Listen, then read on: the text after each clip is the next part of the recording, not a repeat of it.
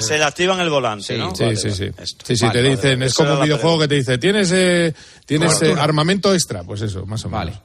Gracias, no sé Carlos, un abrazo. Pertinente, pero vale. Ok, un abrazo. Un abrazo, gracias. Paco González, ¿debería Ancelotti hablar con Chus Mateo para que Yabusel juegue contra el City? Yo creo que los córners para marcar a Haaland no hay otro mejor. Y a campo abierto. Sí. Lama, ¿le vale al Atlético lo que tiene en ataque para la temporada que viene? ¿Pero para qué? Para ganar la Liga no. Para ganar la Champions tampoco. Para ser tercero sí. Para no hacer el ridículo en la Champions y en la Copa, sí, ¿no? Hombre, yo creo que con lo que tiene, para meterse entre los 16 mejores, sí. Guas, sin Militao el día del City, ¿vas a ver el partido tapado? Y no lo voy a ver. Guas, Palomar, ¿se ha ganado Rodrigo ser titular en el Madrid? Sí, para mí en estos momentos es titular indiscutible. Cañizares, ¿se ha disparado en el pie el Valencia hoy o es mala suerte? Se ha disparado en el pie. Rico, ¿necesitaba el Barça un festival como el de ayer? Diré que sí, por decir algo. Siro, si el Madrid cae con el City pero gana la Copa, la temporada es... Aprobado alto. Aprobado alto. Cerca del notable. Pero, joder, ¿te saltas el bien entonces? ¿Tú qué pasa? No, bueno, pongo el bien, sí, vale. Sería casi un bien. Vale, casi un bien. Cerca del notable. Casi un bien y cerca del notable. Como profesor no tienes precio. Redondea, sobresaliente. Es que redondeaba, no, pasaba del aprobado al notable. Pero no está bien. Madre mía. Eso.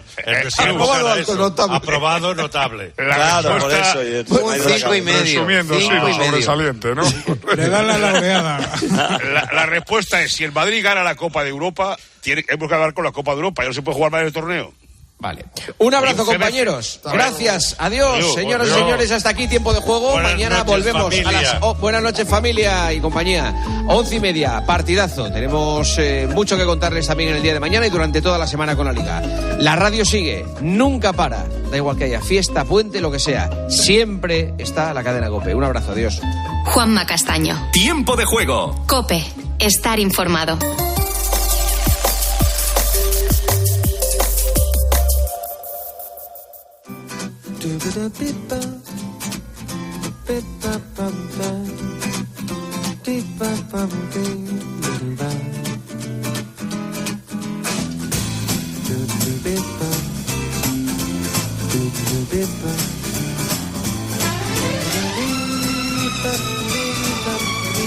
Hola, buenas noches y bienvenidos.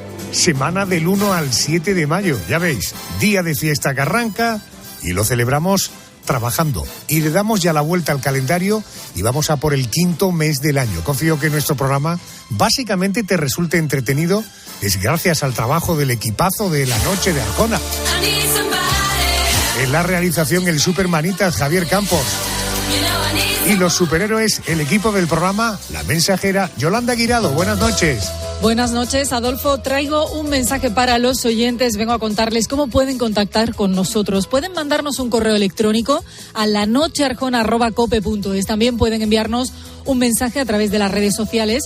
En Twitter somos La Noche Arjona y en Facebook La Noche de Adolfo Arjona. Y si lo prefieren pueden mandarnos una nota de voz por WhatsApp. El número de teléfono es el 650-564-504.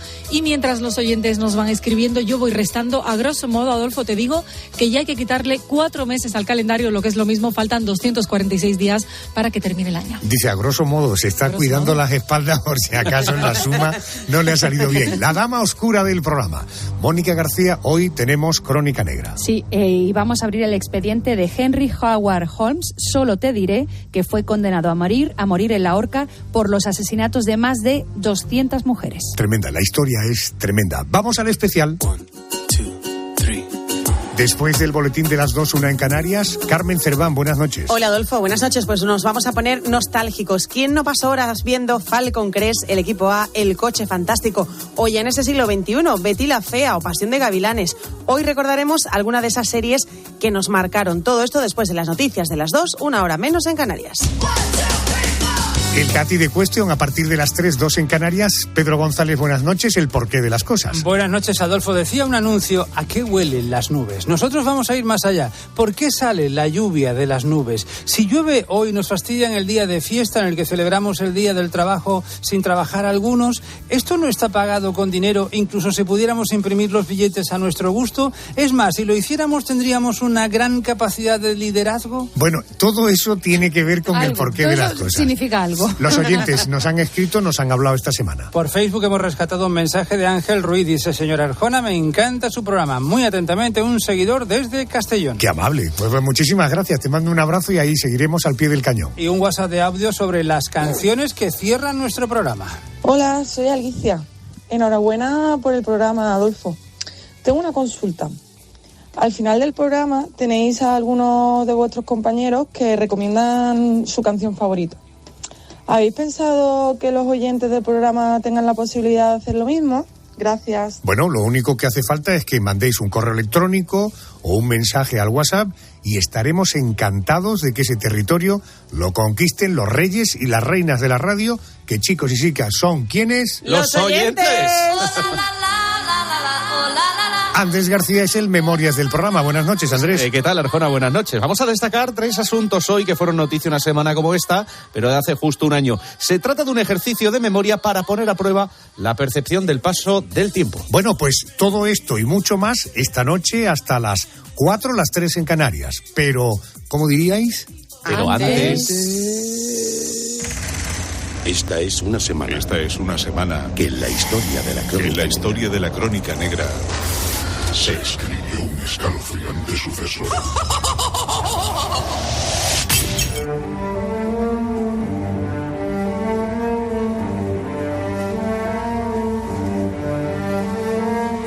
Como si se tratara de una macabra réplica del hotel de Norman Bates, el conocido como Castillo de Holmes abrió sus puertas el 1 de mayo de 1893, donde se alojaban mujeres que jamás saldrían de allí.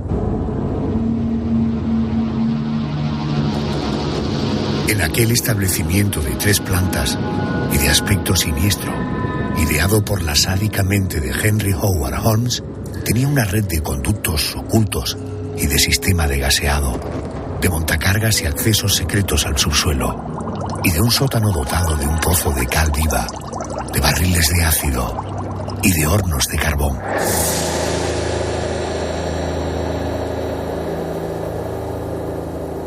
Las inquilinas del castillo de Holmes eran seducidas por la atrayente personalidad de Henry.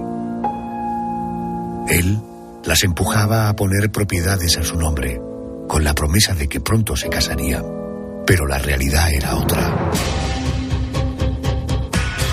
Una vez alcanzaba sus objetivos, las mujeres eran gaseadas o dormidas con cloroformo.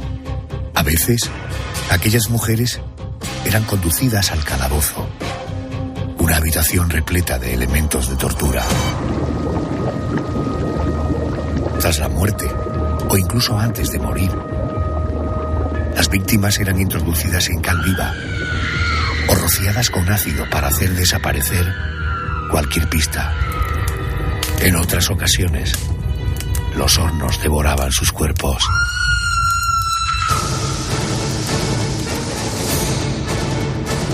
Una vez descubierta la aterradora historia, Henry Howard Holmes fue condenado a morir en la horca por los asesinatos de más de 200 mujeres. El 7 de mayo de 1896 murió colgado de una soga, tras 15 minutos de extrema agonía.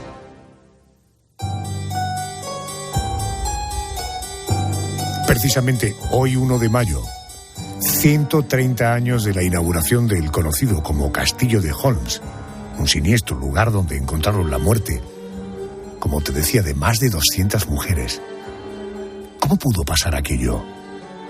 ¿Cómo pudieron ser engatusadas de esa forma por la sádica mente de Henry Howard Holmes?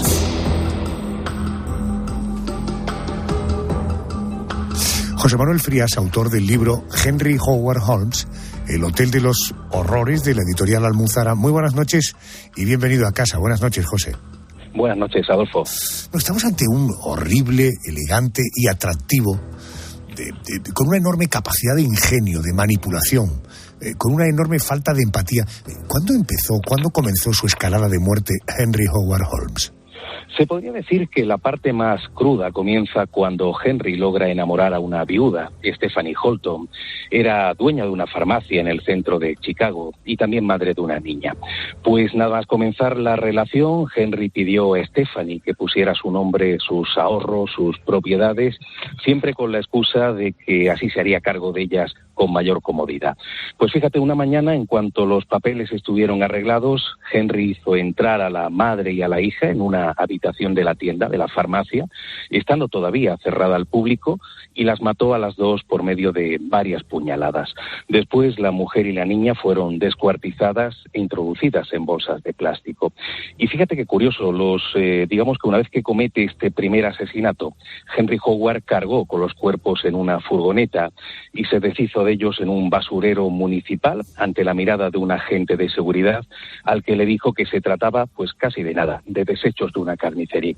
Fíjate que aparentemente este individuo era un hombre respetable, honrado farmacéutico, que decidió construir un hotel al que llamaría el Castillo de Holmes. Pretendía terminarlo a tiempo para la inauguración de la Exposición Internacional de 1893, que se iba a celebrar precisamente en Chicago. El objetivo es que ese hotel se convirtiera en el lugar de residencia temporal de gente adinerada, principalmente mujeres, que acudirían solas a la Expo y que necesitaban un sitio seguro. José, ¿cómo era realmente aquel edificio y cómo pudo construirlo? ¿Qué secretos escondía el hotel?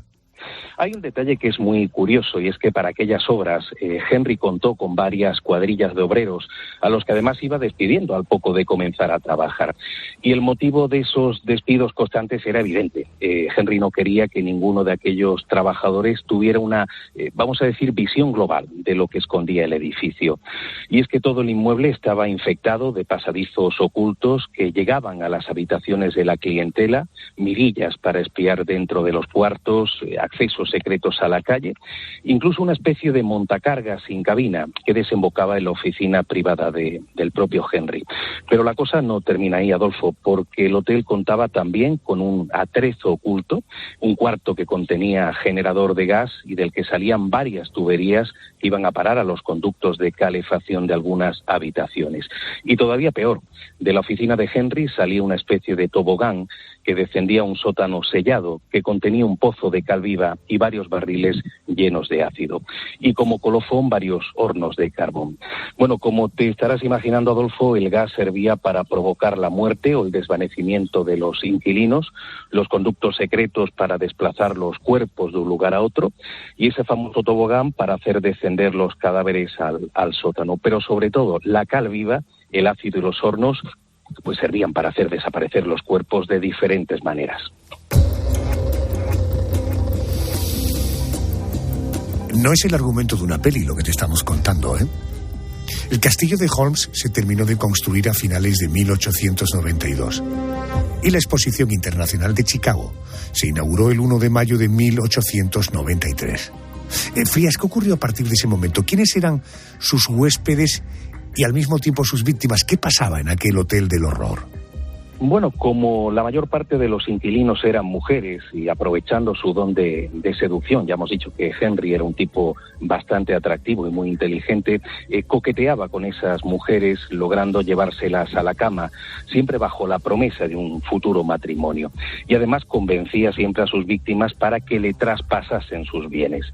Una vez logrado ese objetivo, el asesino tenía varias opciones para acabar con la vida de estas mujeres. Uno era, por ejemplo, gaseando la habitación y otro sencillamente usando un pañuelo empapado en cloroformo que colocaba a la fuerza sobre la cara de las chicas. El caso es que muertas o inconscientes eran trasladadas por esos pasillos secretos hasta su oficina y después lanzadas por el tobogán. Finalmente Henry las dejaba caer en el pozo de cal viva y de esa manera hacía desaparecer cualquier rastro de los crímenes. ¿Cuándo se descubre quién era realmente este individuo y qué ocurría precisamente dentro de este hotel del Castillo de Holmes? Pues lo curioso es que se descubre todo esto de manera casual. Henry había matado a la mujer viuda de un amigo, el motivo era cobrar un seguro de vida y bueno, la compañía intentó contactar con ella. Al no lograrlo se inicia una investigación y finalmente se pone en marcha una orden de registro del hotel. Ya antes de entrar en el sótano, los agentes notaron un pestilente olor a putrefacción que emanaba de allá abajo y bueno, en aquella estancia encontraron de todo, encontraron barriles llenos de huesos, aunque es cierto que nunca se pudo saber el número exacto de víctimas, porque la mayor parte había sido disuelta en ácido, en cal viva, o habían sido incineradas en los hornos. Pero por la cantidad de ceniza que encontraron y por otras pistas, se llegó a sospechar que Henry Howard había asesinado más o menos a 200 personas. Finalmente, el 2 de noviembre de 1895, Henry Howard Holmes fue condenado a morir en la horca. Recuerda, en la editorial Almuzara encuentras un libro con todos los detalles de esta macabra historia. José Manuel Frías, encantado de volver a saludarte. Un abrazo. Ha sido un placer, un abrazo. El 7 de mayo de 1896, Henry Howard se enfrentó a la muerte sobre un cadalso. A pesar del miedo, a pesar del ataque de pánico, antes de que pudiera gritar, se abrió la trampilla y su cuerpo quedó colgando en el vacío. Pero su cuello no se partió. Y Henry Howard Holmes tardó 15 agónicos minutos en morir. Como nadie reclamó el cuidado de su tumba, ninguna lápida identifica el sitio en el que fue enterrado. Hemos contado que el modus operandi de Henry Howard Holmes para deshacerse de los cuerpos de sus víctimas era introducirlos en cal viva, en barriles de ácido o en hornos de carbón. ¿Hasta qué punto se eliminan así las pistas de cara a una posterior investigación policial? Se lo vamos a preguntar al antropólogo forense Francisco Echeverría, profesor titular de Medicina Legal en la Universidad del País Vasco y subdirector del Instituto Vasco de Criminología. Doctor Echeverría, muy buenas noches y bienvenido a COPE. Buenas noches. Una ocasión más para agradecerle su atención para con nosotros. Le da usted nivel y altura a nuestro programa. Bueno, gracias. Doctor, ¿realmente la cal viva puede hacer desaparecer por completo un cadáver? No, en absoluto. Ese es un error que viene de la literatura o de la novela negra, en donde tradicionalmente se ha escrito que la cal, por su acción química y cáustica, haría desaparecer por completo el cadáver. Pero no solamente no lo hace desaparecer, sino que con frecuencia lo conserva en mejores condiciones. ¿Por qué? Porque lo deshidrata. Y al deshidratarlo lo deja seco. Y al dejarlo seco a veces incluso aparecen las partes blandas, de piel, de algunos órganos, tendones, masas musculares, lo cual permite poder avanzar un poco más en la posterior investigación forense. Por lo tanto, la cal, que quizás alguien la utiliza de esta manera, pues representa toda una equivocación, sí. Doctor, en el expediente que hablamos hoy del personaje, del individuo que hablamos hoy, no solamente utilizaba cal viva con la intención de hacer desaparecer el cuerpo, el cadáver, también usaba algún tipo de ácido. ¿El ácido es más eficiente para hacer desaparecer un cuerpo? Bueno, sí, efectivamente, pero se necesitaría mucho volumen de ácido. Por ejemplo, hay descripciones forenses de crímenes que han intentado hacer desaparecer el cuerpo, el cadáver entero, con todas sus partes blandas, introduciéndolo en una cisterna o en una bañera, incluso en casa. Bueno, pues eso es realmente difícil. Uno tiene que ser un artista o casi tener volúmenes de líquido de carácter industrial.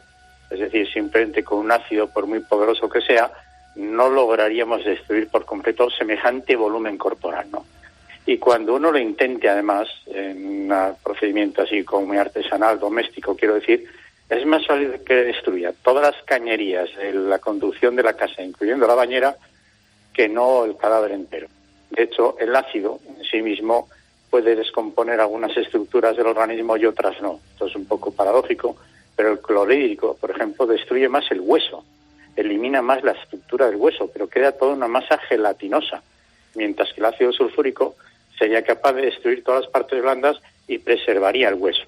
Por lo tanto, salvo algún ejemplo que en España se ha dado, como el de un niño desaparecido que iba en el camión de su padre que tuvo un accidente y el camión transportaba muchísimo ácido y ahí se sospechó que semejante volumen quizás hizo desaparecer por completo a aquel niño, al que nunca se encontró.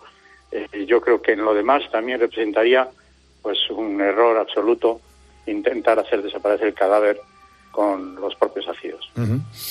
En todo caso, en el caso que hoy estamos abordando, se habla de la cal viva, del ácido. ¿Uno puede ir a una tienda y comprar estas sustancias con absoluta facilidad? Sí. Por ejemplo, el óxido de cal, o sea, la cal viva se puede adquirir en establecimientos dedicados a la construcción. No todos lo tendrán, pero desde luego siempre habrá alguno cerca. Y luego estaría el hidróxido de cal, que es la propia cal viva mezclada con agua. Hay que decir que esos elementos son muy cáusticos y que hay que andar con mucho cuidado, y también los ácidos, claro. Es decir, que si a uno le cae sobre la mano el óxido de cal, seguramente tiene que ir a urgencias y se tiene que proteger con mascarilla, y no digo nada de las mucosas de los ojos, etcétera. Es decir, todo esto está sujeto a unas medidas de precaución, pero desde el punto de vista comercial se pueden conseguir fácilmente. Uh-huh. Doctor Henry Howard Holmes, a quien dedicamos hoy nuestro expediente de la Crónica Negra, también hacía desaparecer los cuerpos introduciéndolos en un horno de carbón. Sí. Hace algunos años se enfrentó usted a la investigación precisamente de la muerte de 2 niños asesinados por su padre e incinerados en su propia vivienda. Me refiero al caso Bretón. Pero allí quedaron restos que fueron razonablemente fácilmente identificables. ¿Es difícil reducir completamente a cenizas un cadáver? Sí, vamos a ver, cuando se produce una incineración, eso es la combustión completa, tal y como se hace, por ejemplo, en las empresas funerarias, el hueso queda fragmentado en porciones de todos los tamaños, algunas equivalentes a la playa, pero otros trozos son identificables macroscópicamente. De hecho, en las incineraciones normales, digo, de funeraria, una vez de que se ha quemado el cadáver, luego trituran el hueso, es decir, lo muelen para evitar que precisamente un familiar pudiera interpretar pues un fragmento de mandíbula, una parte de un diente, una falange entera de un dedo, etcétera. Es decir, hay que triturarlo todavía más. Ahí no queda nada de materia orgánica y todo el elemento es casi como pétreo, para entendernos, tipo mineral. Pero morfológicamente se puede interpretar, que es lo que pasó en la finca de las Quemadillas, donde el señor Bretón reconoció que él había hecho una hoguera la misma tarde en que desaparecieron sus hijos, y precisamente la hoguera intervenida por la policía permitió encontrar entre las cenizas trozos de estos niños que yo pude identificar posteriormente, incluso reconstruyendo porciones más largas, es decir, cada trozo, como si fuera un puzzle, se puede ir colocando en su sitio y así lograr resolver pues incluso la longitud de 1 o 2 huesos y a través de ahí incluso la estatura. En fin, es decir, una incineración, por poderosa que sea, siempre dejaría este tipo, entre comillas, de residuo que luego, desde el punto de vista forense, se podría analizar. Uh-huh. Hay, no obstante, algún ejemplo en España de accidentes laborales que se han producido en empresas de la siderurgia, donde un trabajador se ha caído al horno, pero claro, son hornos industriales, y la colada incluso del hierro fundido se le ha caído encima y prácticamente se ha extinguido como si uno quemara un periódico, donde lo que queda es prácticamente nada. Oiga, ¿solo con cenizas o con restos disueltos por completo en cal viva o en ácido se puede averiguar el ADN? Pues la temperatura, desde luego, estropea inmediatamente las proteínas y degrada el ADN. Por encima de los 100 grados ya hay todo un problema. Esto es que si se cuece una estructura orgánica, ya se malogra la oportunidad de obtener ADN. Y si la temperatura está por encima de los 300 grados, como puede ser una carbonización, pues entonces ya es completamente imposible. Ahora, eso tiene que ser en la estructura entera del organismo.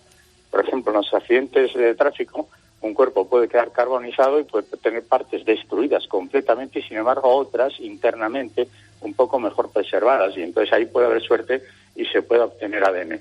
Pero esto para el calor. Si lo hablamos de los ácidos, pueden destruir de tal manera, si al menos uno es muy eficaz y tiene mucho volumen de ácido, como para que sea completamente imposible rescatar el ADN. Con todo, cada ejemplo puede ser distinto y muchas veces los criminales no dominan la totalidad del problema. Y como solemos decir, pues salvo que uno sea un genio, siempre dejan algún fleco suelto dentro de lo imprevisible, en que tiene que ser intentar casi desesperadamente deshacerse de un cadáver y por lo tanto a partir de ahí incluso identificarlo. Piensen ustedes que hasta incluso las larvas de los insectos que colonizan un cadáver pueden llegar a tener ADN del cadáver, en tanto que estuvieron ingiriendo o alimentándose de ese cuerpo, y por lo tanto, igual no queda cuerpo, pero sí quedan larvas, y de las larvas sería factible sacar el ADN. Voy con la última, doctor. No sé si es fácil y científicamente se ha podido comprobar esto que le voy a preguntar. En el caso de Henry Howard, este asesino a veces aturdía a sus víctimas y las introducía vivas en el horno. Oiga, una muerte así, ¿cómo la puede sentir el que muere? Cuando te queman vivo, quiero decir. Bueno, yo no sabría explicarlo con exactitud. Si uno es consciente, pues tiene que ser horroroso. Pero a menudo, instantes antes de la muerte, esto puede pasar en cualquier ejecución judicial, incluso, ya que se tiene noticia en los ahorcamientos, fusilamientos, o también incluso en personas que se han caído accidentalmente de un andamio, en que se produce un efecto de inhibición. Es decir, el cuerpo, la persona, en tanto que sabe lo que se le avecina instantes más adelante, se inhibe y se produce un reflejo, digamos, como si perdiera uno la conciencia. Hay algunas imágenes muy terribles de crímenes que se han producido en concreto en México, en temas de mafias, etcétera, relacionados con el narcotráfico, donde están matando a uno detrás de otro, troceándoles con machete. Y lo que se ve en esas imágenes es que el que le están matando, pues naturalmente está ya prácticamente inconsciente. Pero el siguiente que está esperando, porque sabe que en un minuto le toca a él, ese prácticamente tiene un efecto de inhibición y está absolutamente ido, y por lo tanto igual ni siquiera va a experimentar la conciencia del dolor, o la conciencia del dolor. Bueno, se puede expresar también de otras muchas maneras, pero no va a saber prácticamente ni lo que le está pasando en esos últimos segundos, por así decir. Una especie de mecanismo de autodefensa, ¿no? Sí, que se ha descrito en personas que se han caído a altura, por ejemplo, trapecistas, que cuando se ven que van a chocar contra el suelo, no sienten el golpe, pero unos minutos más tarde, cuando se están reanimando, es cuando sienten el gran dolor, pero prácticamente perdieron la conciencia como mecanismo de inhibición, que es un mecanismo de defensa del propio del cerebro. Correcto. Profesor, a pesar de los contenidos de las conversaciones que mantenemos usted y yo en la radio, sigue siendo un placer hablar y entender de una manera tan fácil como explica las cosas. Profesor, gracias por atenderme. Muchas gracias.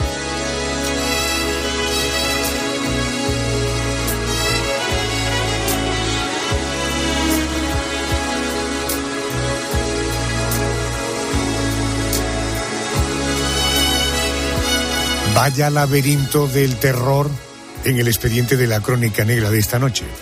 Vamos al boletín de noticias de las 2:01 en Canarias. Te voy a traer recuerdos felices.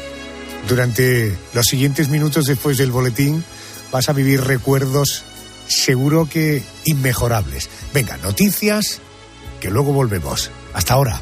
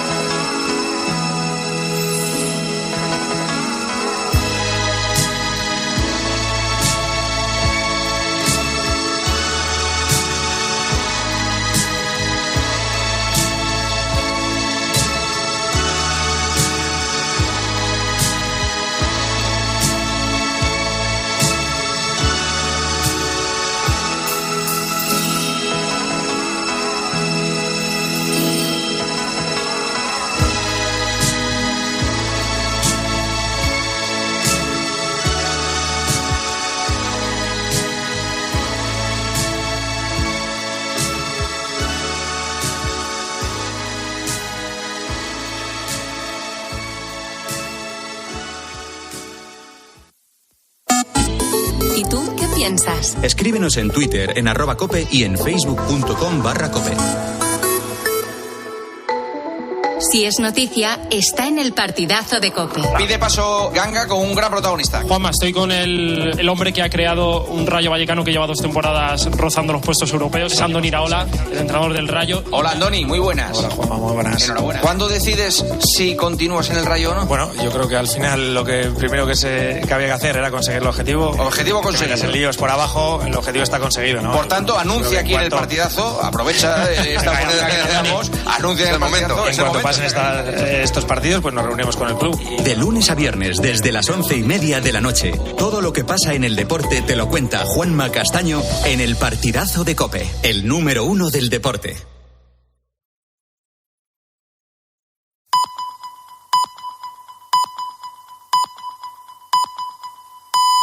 Son las 2, la 1 en Canarias.